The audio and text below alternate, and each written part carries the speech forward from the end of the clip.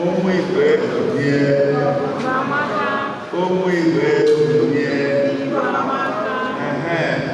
asị ka mba na agbara ọnụkọ ebe a biko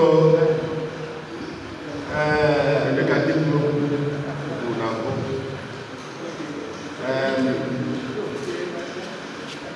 anyị ji ohere a were na-ekele Chineke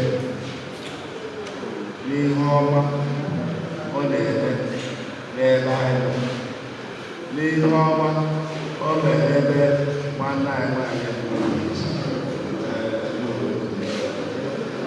maka na the most important thing m ga-agwụ today jide aka ihe ahụ mere ime appreciation, to appreciate God for what He has done. He will do what He will do more. Ndị Igbo tụkwara n'ihu sị ekele onye kwuru ọfụrụ omenede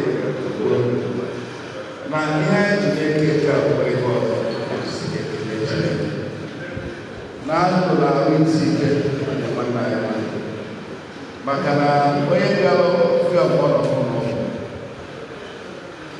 nke a na ọtụtụ a na-enye na ọ bụ na akọtụ ebe ahụ ọ bụrụ ife anyị dị maka anyị egosi na anyị dịfere maka anyị mana anyị na-ekele Chineke na Chineke rụrụ ọrụ mana Chineke bụ onye pụrụ ime ife niile, Chineke bụ onye mazụrụ ife niile because Chineke maka o jide bịa because He has a lot of things to do. That's why Chineke did it.